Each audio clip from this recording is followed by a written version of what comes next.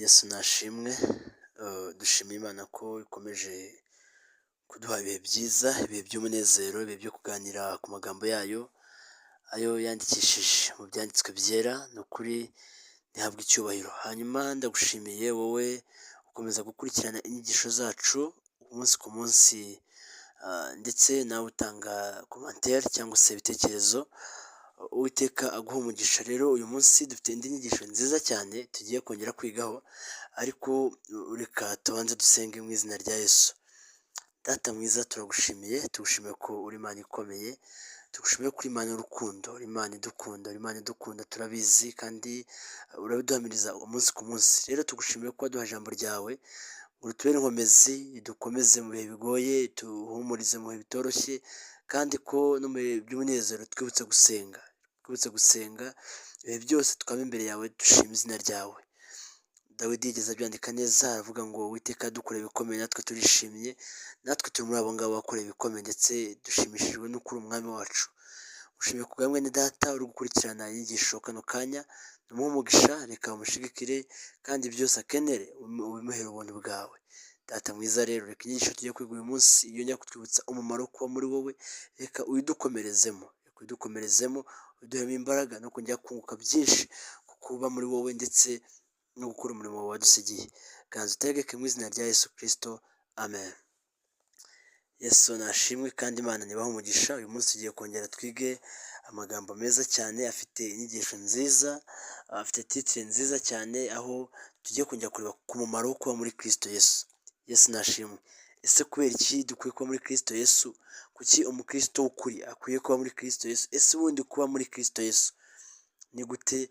Hari abantu batabisobanukirwa, abandi bakabifata mu bundi buryo, ariko reka tuze kurebera hamwe ati ese kuba muri Kristo Yesu, ni iki iri jambo ryongera kutwibutsa? Rero ni inyigisho ufite umutwe uvuga ngo umumaro wo kuba muri Kristo Yesu. Haleluya. Turaza gusoma Abakolosayi, niho hari main theme cyangwa se ijambo turagenderaho, riri mu rwandiko Pawulo yandikiye Abakolosayi, igice cyaho ni icya 2, hanyuma turasoma 2:6-7, nibyo biraza kutuyobora. Abakolosayi igice cya 2 umurongo wa 6 n'uwa 7. Reka dusome mu izina rya Yesu. 6 baravuga ngo nuko rero nk'uko mwakiriye Kristo Yesu umwami wacu, abe ari ko mugendera muri we, mushoreye imizi muri we kandi mwubatswe muri we, mukomejwe no kwizera nk'uko mwigishijwe, mufite ishimwe ryinshi risesekaye. Yesu nashimwe. Usomye gato baravuga ngo mwirinde hatagira umuntu ubanyagisha ubwenge bw'abantu n'ibihendo by'ubusa bikurikiza imihango y'abantu, iyo bahawe na ba sekuruza aho akarande, kandi bagakurikiza imigenzereze y'abambere n'iby'isi bidakurikiza Kristo.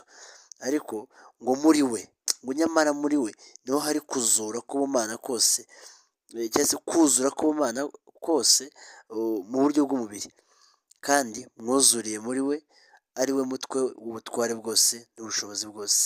Reka ariko twongere dufokasinge ku 2 twibanzeho 6 na 7, ngo nuko rero nk'uko mwakiriye Kristo Yesu umwami wacu, abe ari ko mugendera muri we, mushoreye imizi muri we kandi mwubatswe muri we, mukomejwe no kwizera nk'uko mwigishijwe, mufite ishimwe ryinshi risesekaye. Yesu nashimwe cyane. Iri jambo cyangwa se inyigisho y'uwo munsi irongera kutwibutsa impamvu turi muri Kristo Yesu, kuko twabeshejwe no kwizera.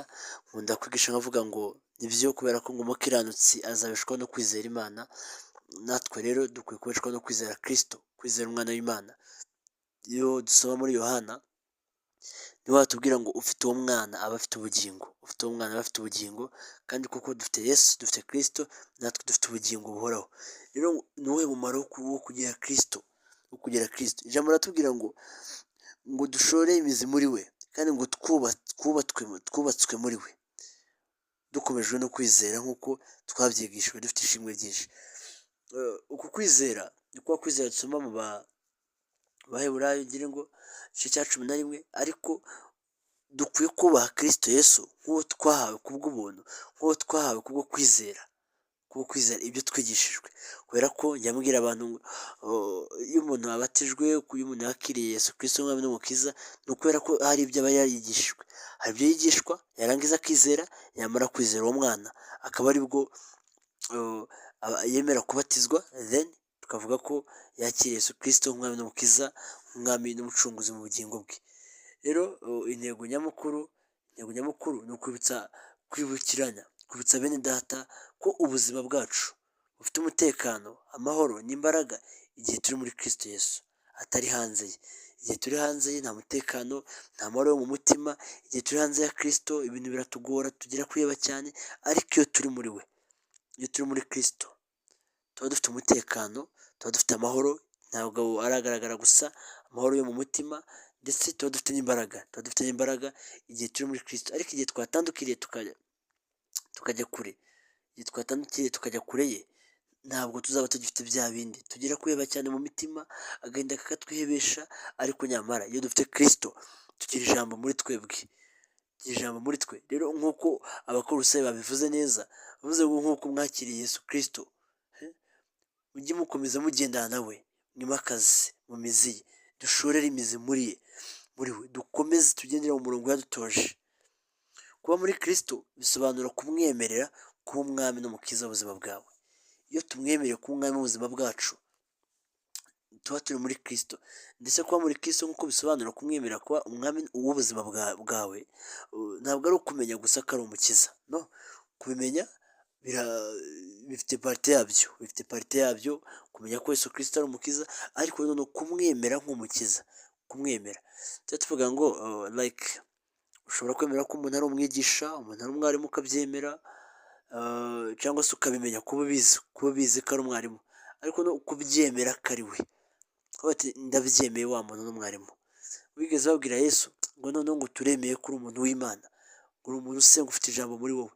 Rero kwemera Yesu Kristo cyangwa se kugira Yesu Kristo mu buzima bwawe ntabwo ari ukubimenya gusa. Kuba muri Kristo bisobanura kumwemerera kuba umwami w'ubuzima bwacu, si ukumenya gusa ko ari umukiza. Kubimenya ntabwo biba bihagije. Ikindi kandi cya kabiri ni ubutunzi bw'imbere bwo kumenya ko turi abana b'Imana. Iyo tuvuze kuba muri Kristo, ni ubutunzi bw'imbere bwo kumenya ko turi abana b'Imana. Hari ijambo ribivuga neza, nshimira umuntu ugeze ansangiza ijambo, aho ngo bakundwa ubu turi abana b'Imana, ariko uko tuzasa ntabwo biramenyekana. Ariko icyo tuzi neza ni kimwe, ngo ni uko niyerekanwa umwami Yesu natwe tuzasa nkawe, kuko ngo turi abo yaronse mu bise bye, turi itorero ryiwe, abo yacunguje amaraso ye. Rero kuba muri Kristo cyangwa se kwemerera Kristo ni ubutunzi bw'imbere mu kumenya, cyangwa se bwo kumenya ko turi abana b'Imana, ushobora kwibaza ese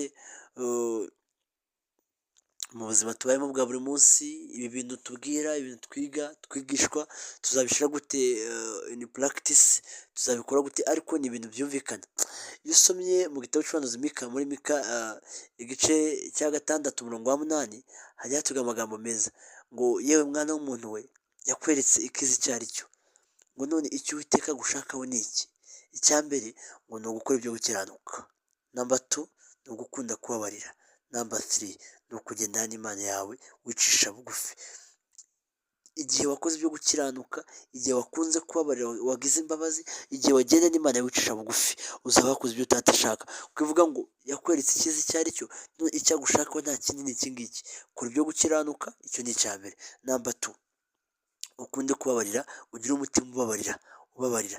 Number 3 kugendana n'Imana yawe wicisha bugufi. Rero ushobora kubaza ngo ni gute mu buzima busanzwe tuzabishyira mu bikorwa? Icya mbere ni ugukora ibyo uvuga uko Imana ishaka, ntugakore iby'ijisho ry'abantu ribona. Umusore umwe yigeze abwira pastor, ati se pastor, ngo ku rusengero ko nkora imirimo, abantu barankunda, nditanga, ngera gute, atari ko hari ibyaha byananiye kureka. Ati none ko mbona ni umukristo, atugwangira ihe inama? Pastor aramusubiza ngo ibyo ukora ntabwo uri umukristo, ahubwo uri umunyedini, kuko ukora ibishimwa n'abantu, ntabwo ukora ibishimwa n'Imana. Bivuze iki rero? Ujye ukora ibyo uvuga uko Imana ishaka, ntugakore iby'ijisho ry'abantu ribona.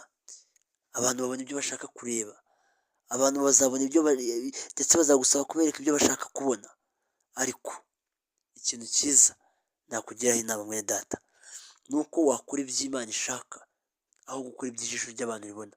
Icya kabiri, kuzirikana ko utari wenyine mu rugendo rwose. Nkunda kumva indirimbo yitwa Urugendo ya Agape, avuga ngo hari igihe ncibwa intege n'uburebure bw'urugendo, hari igihe ncibwa intege n'amajwi ya Satani, atari ko iyo nibutse ko Yesu ari we washizeho iyi nzira, ngo bituma nuzuye imbaraga mu mutima wanjye, ngo nkagire ibyiringiro ko urugendo ruzarangira. Rero ikintu ukwiye kumenya ni uko ukwiye kuzirikana ko utari wenyine mu rugendo rwose, mu rugendo rugana mu ijuru, mu rugendo turimo ntabwo uri wenyine, ahubwo uri na Yesu, kuko iyo ufite Yesu mu buzima bwawe, iyo wakiriye Yesu, icyaha kugendera kure, ntabwo wabangikana ibintu bibiri, ntiwabangikana icyaha na Yesu, uhitamo kimwe. Iyo umufite rero wamwakiriye ukamwemera, ntabwo icyaha cyongera kukugarukaho ukundi, icyaha ukigendera kure, kuko uba ufite umwungeri ukugenderera ndetse ugendana nawe buri mwanya uri kumwe nawe. Rero ni ibintu byoroshye cyane gushyira mu buzima busanzwe igihe cyose uri komitedi yo kwizera umwana w'Imana, yo kwizera umwana w'Imana. Yo kwibaza se umumaro ni uwuhe? Ibyo dukura mu kuba muri Kristo Yesu ni ibihe? Turaza kugenda twifashisha amagambo agiye atandukanye kugira ngo dusobanukirwe neza ngo ibyo dukura mu kubaho muri Kristo ni ibihe. Icyo kibazo se nawe wakibaza cyangwa se wakibazaga? Ni ibihe? Reka rero turebe ngo umumaro wo kuba muri Kristo ni uwuhe, ni ibiki dukura mu kuba muri Kristo Yesu. Turifashisha urwandiko Pawulo yandikiye ab'Ifilipi, igice cyaho ni icya 4, hanyuma umurongo wa 7, kugira turebe ikintu cya mbere dukura mu kuba muri Kristo Yesu, mu kuba muri Kristo Yesu. Icya mbere rero ni amahoro adashobora gutangwa n'isi. Iyo dusomye mu Bafilipi igice cya 4 umurongo wa 7, haratubwira ngo nuko amahoro y'Imana ahebuje rwose ayo umuntu yamenya azarinda imitima yanyu n'ibyo mwibwira muri Kristo Yesu. Yesu nashimwe. Iyo duhereye haruguru gato kuri 6 atubwira ngo ntimukagire icyo mwiganyira, ahubwo ibyo mushaka byose bimenywe n'Imana, mubisabiye mubyinginga mushima. Ngo nuko amahoro y'Imana ahebuje rwose ayo umuntu yamenya azarinda imitima yanyu n'ibyo mwibwira muri Kristo Yesu. Bivuze ngo kuba muri Kristo Yesu, inyungu ya mbere dukuramo ni amahoro adashobora gutangwa n'isi. Kugira amahoro adashobora gutangwa n'isi. Tujya turirimba twavuga ngo amahoro Yesu atanga aduha kurenga ibibazo, tukabibona nk'ibitariho, tukagendera mu ntsinzi. Hari ubwo tubivuze abantu bakagira ngo we are joking, bakagira ngo rwose ntabwo ari kukuri, ariko kuba muri Kristo bitanga amahoro, duhabwa amahoro adashobora gutangwa n'iby'isi. Korali Jehova Jireh yaririmbye indirimbo nziza ndayikunda, avuga ngo ni kenshi twifuje umunezero ntibyemera, ngo twashakiye amafaranga biranga, abafite digiri dushakira amashuri twize, muri digiri dufite biranga, dushakira mu nshuti dusanga ziradushuka, ndetse hari n'abageze mu miryango barakomanga birabangira biranga, atari ko tukugezeho Yesu tubona biremeye. Kuvuga ngo nta handi wabona amahoro uretse muri Yesu. Baririmba amagambo nakunze cyane ngo turi abahamya kuko Yesu ari we ushobora. Yesu nashimwe. Hari ibyo ufite bikuremereye, hari ibyo ufite kurwana byo muri iyi minsi, mwene data reka nkubwire, ongera ugaruke ku gicaniro ujye muri Yesu. Muri iyi 128 mu ndirimbo zo gushimisha Imana yaririmbye neza, aho ngo Yesu niwe musa mbonyemo amahoro nifuzaga, nazaga nishaka sinyabone, ariko nkugezeho ndayabona. Ngo najyaga njya ku iriba ry'isi, ngo ufite inyota, ngo ntuzagahinda n'ubwihebe, ngo najya kuvoma agakama ubwo, atari ko nkugezeho ndanyurwa. Kuba muri Yesu, kugira Yesu muri wowe, kwakira Yesu umwami w'umukiza, biduha kunyurwa, bikaduha amahoro adashobora gutangwa n'isi. Mwene data reka nkubwire ngo kuba muri Yesu ntako bisa. Kuba muri Yesu Imana iguha umugisha. Kuba muri Yesu agomorora imigisha, ngo ajye asatura ijuru, ibyo yatugeneye byose bigacucumuka nk'imvura. ku buryo utabasha kubibara. Imbere ni heza, tomorrow will be better for us. Imbere rwose ni heza, ndakubwiza ukuri mwene data, izera Imana, weba muri Kristo Yesu. Abaroma 8:31 haratubwira ngo mbese ugitimanya umwana wayo izabura ite kumuduhana n'ibindi byose. Reka twirebe icya kabiri. Tubonye ko icya mbere ni amahoro adashobora gutangwa n'ab'isi, dusanga mu Bafilipi 4:7. Icya kabiri rero ni imbaraga zo gutsinda ibyaha n'ibigeragezo. N'ubundi turakomeza twifashishe urwandiko rw'Abafilipi, n'ubundi igice cya 4, noneho ahubwo dushifitinge tujye ku murongo wa 13. Hatubwira ngo nshobozwa byose na Kristo w'imbaraga. Simple. Pawulo yigeze abyandika, wenda mwabisobanukirwa neza muhereye hejuru musoma, ariko Abafilipi 4:13 tuvuga ngo nshobozwa byose na Kristo w'imbaraga. Nta wundi muntu wadushoboza. Twebwe mu isi turabeshya, ugasanga mu itorero hishemo abantu bita abayuda atari bari abanyabinyoma, ugasanga nigeze mbona n'uyu munsi baracyahari abantu baba mu itorero babeshya, akaba mu itorero ari umunyedini, akaba mu itorero kuko abona akora imirimo myiza, ariko nyamara atari we tubona. Uwo muntu tubona atari uhari, umuntu tubona ku buryo usanga iyo yiherereye ari wenyine, ibyo akora n'ibitangaza. Uwo muntu tubona yari ahatabonwa n'amaso y'abantu. Ndabwira abantu ngo kugira Yesu muri wowe hari icyo bigufasha, bikurinda icyaha, kuko ngo dushobozwa na Kristo duha imbaraga. Ntabwo uzatekereza gukora icyaha uzi ko Yesu akureba, uzi ko Yesu yagucunguye. Abagalatiya 2:20 ngo nabambanywe na Kristo, ngo kubw'uwo ngo sinjye uriho, ahubwo ni Kristo uriho muri njye. Ngo bityo ibyo nkora byose nyambaye umubiri bikoreshwa n'uwo nguwo wankunze akanyitangira. Rero ikintu cya kabiri dukura mu kugira cyangwa se mu kubaho muri Kristo Yesu, ni uko yaduha imbaraga zo gutsinda ibyaha n'ibigeragezo, kuko Pawulo yabyandikiye Abafilipi 4:13 ngo nshobozwa byose na Kristo w'imbaraga. Icya gatatu ni umutekano w'uzaza cyangwa se w'ahazaza. Ahubwo nta rubanza kuri abo bari muri Kristo. Iyo dusomye Abaroma igice cya 8, Abaroma igice cya 8 umurongo wa mbere. Abaroma igice cya 8 umurongo wa mbere, dukoreshe Bibiliya yera kugira ngo dusome aya magambo, turebe ibindi Uwiteka yongera kuvuga, cyangwa se izindi nyungu ibyo dukura mu kuba muri Kristo Yesu. Abaroma igice cya 8 umurongo wa mbere. Dusome mu izina rya Yesu twumve impuguro haduha. Haratubwira ngo nuko rero noneho abari muri Kristo Yesu nta teka bazacirwaho. Ngo nuko rero noneho abari muri Kristo Yesu nta teka bazacirwaho, kuko itegeko ry'umwuka w'ubugingo wo muri Kristo Yesu yambatuye ububata bw'itegeko ry'ibyaha n'urupfu. Kuko iby'amategeko yananiwe gukora kubw'intege nke za kamere yacu, Imana yabishohoje ubwo yatumaga umwana wayo afite ishusho ya kamere.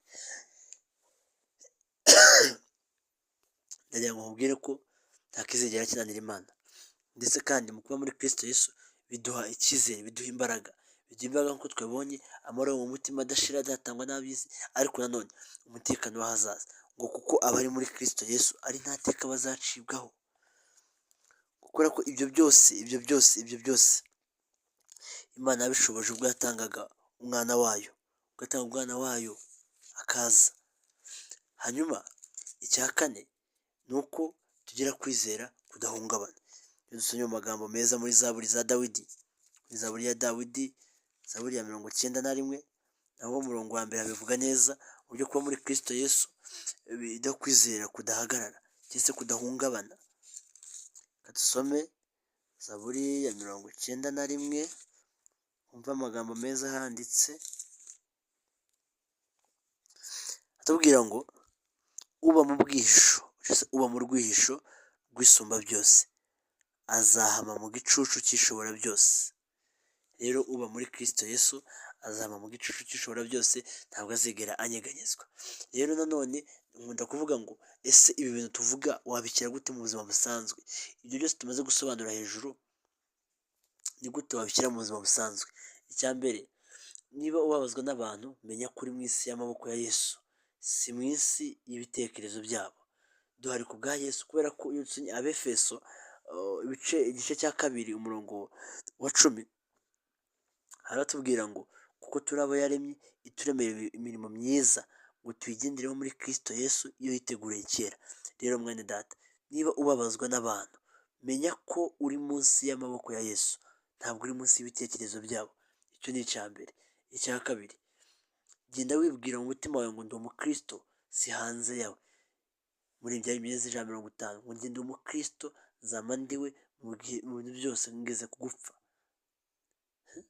Mbese ndi umukristo ndumwimukira kuko gakondo yanjye ni mu ijuru ku Mana Data. Rero buri munsi genda wibwira mu mutima wawe ngo ndi umukristo, ama Christian by native, ubihamye. Ndi umukristo kandi ntabwo nzigera mba hanze ya Kristo.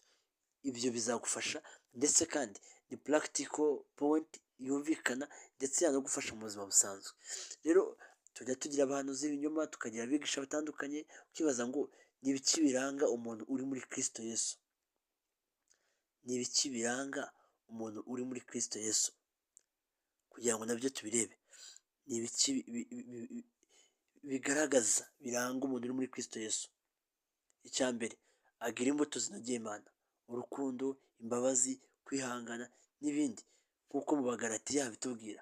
Abagalatiya igice cya 5 umurongo wa 22 na 23, kuko babivuga neza. Rero umuntu uba muri Kristo Yesu, ikintu cya mbere kibimuranga ni uko azagira za mbuto zose z'umwuka: urukundo, kwihangana, imbabazi, gukorera hamwe, gufasha bya bintu byose.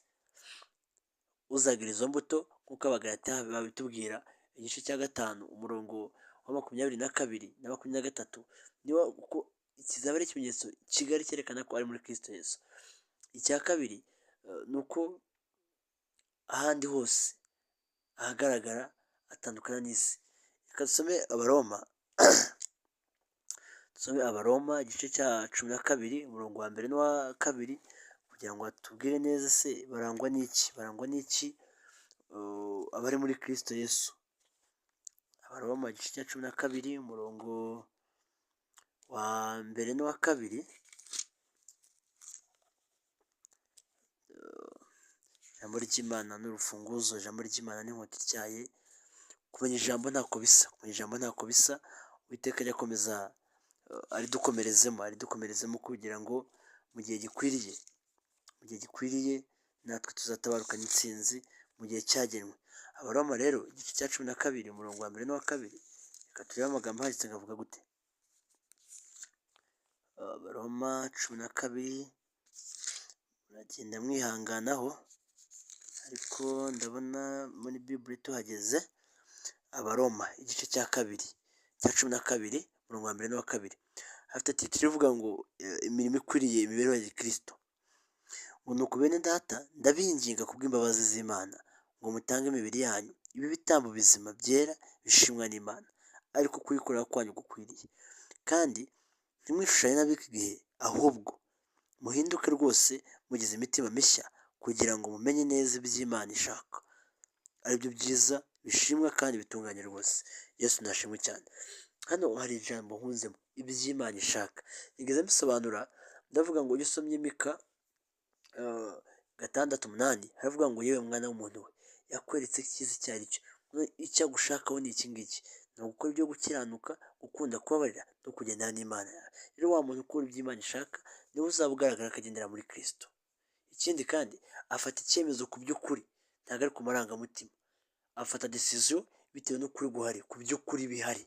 Ntabwo afata umwanzuro bitewe n'amarangamutima ye. Umuntu uri muri Kristo Yesu kuko yasobanukiwe neza rwose. Hanyuma ushobora kwibaza ngo ese ubuzima bwacu buri gusobanura Yesu cyangwa burahabanya n'izina rye? Ubuzima bwacu, icyo kibazo ukibaze ndetse uze kugisengeramo, wibaza ngo ese ubuzima bwacu buri gusobanura Yesu cyangwa burahabanya n'izina rye? Numara kukibaza uze kugisengeramo kugira Imana itugirire neza. Hanyuma icyo bisaba kugira ngo dukomeze tubeho, icyo bisaba kugira ngo dukomeze tube muri Kristo Yesu, nigeze ngitanga inyigisho ya mbere natanze ivuga ngo inkingi eshanu umukristo yubakiraho agakomera, twabonyemo gusenga, tubonamo gusoma ijambo ry'Imana, tubonamo gukora umurimo w'Imana, tubonamo kubana n'ubwoko bw'Imana bwakijwe by'ukuri no kuyoborwa n'Umwuka Wera. None hano turi kubaza ngo ese bisaba iki kugira ngo dukomeze tubeho ndetse tube muri Kristo Yesu, tugumemo neza?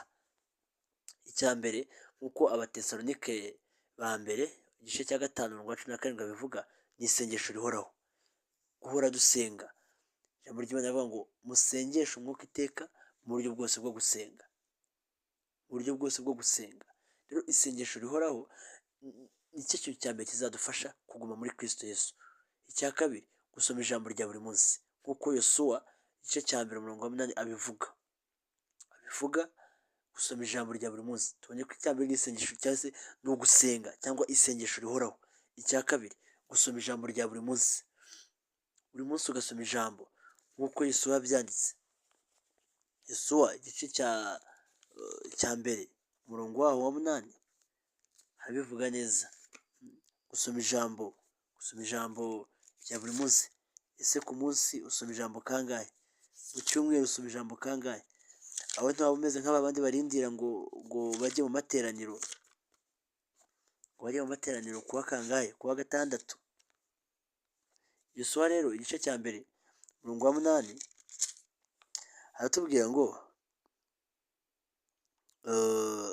kadusome ngo ibiri muri iki gitabo cy'amategeko ntukarorere kubihamisha akanwa kawe, ahubwo ujye ubitekereza ku manywa na nijoro, kugira ngo ubone uko ukurikiza ibyanditswemo byose, niba uzahirwa mu nzira zawe ndetse ukabahishwa byose. Kongere dusome, ibiri muri iki gitabo cy'amategeko ntukarorere kubihamisha akanwa kawe, ahubwo ujye ubitekereza ku manywa na nijoro, kugira ngo ubone uko ukurikiza ibyanditswemo byose, niho uzahirwa mu nzira zawe ukabashishwa byose. Yesu nashimwe. Nubwo kubashishwa byose ni ugusomera ijambo tukarisobanukirwa ku manywa na nijoro, kugira ngo na bya bindi dukeneye Imana izabitubashishe. Icya gatatu, gutoranya inshuti zubatse mu mwuka, gutoranya inshuti zubatse mu mwuka zitari mu by'isi, nk'uko imigani duhugura neza bihuye n'icyigisho cya mbere nabahaye. Izi nkingi: gusenga, gusoma ijambo ry'Imana no kubana n'ubwoko bw'Imana bwakijwe by'ukuri, cyangwa se gutoranya inshuti nziza zubatse mu mwuka, zubatswe muri Kristo Yesu, za zindi zamumenye, nk'uko dusomye mu Migani igice cya 13 umurongo wa 20 uko habivuga. Haratubwira ngo Migani 13:20 aravuga ngo ugendana n'abanyabwenge azaba umunyabwenge nawe, ariko mugenzi w'abapfu azabihanirwa. Rero gutoranya inshuti zubatse mu mwuka biguhesha kuguma muri Kristo Yesu. Icyanyuma ni ukwitandukana n'ibyakugusha.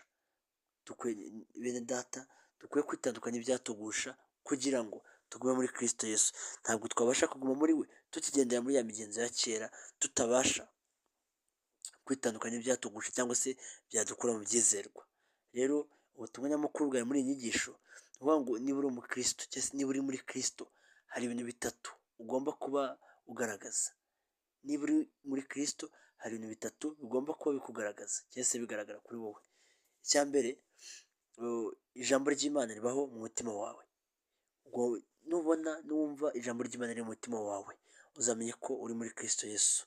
Icya kabiri, Umwuka Wera ayoboye ibyemezo byawe. Gufata ibyemezo biyobowe n'Umwuka Wera ntako bisa. Nicyo gihe tubonye ko icya mbere, ijambo ry'Imana rizaba mu mutima wawe. Niba mu mutima wawe, ni ikimenyetso cy'uko uri muri Kristo Yesu. Icya kabiri, Umwuka Wera ayoboye ibyemezo byawe, nacyo ni ikimenyetso cy'uko uri muri Kristo Yesu. Icya gatatu, inzira zawe zigaragaza umwami wawe. Guhamya uko ubonye, ibyo ukora, uko uvuga, uko ugenda, bihamya umwami wawe ari we Yesu Kristo.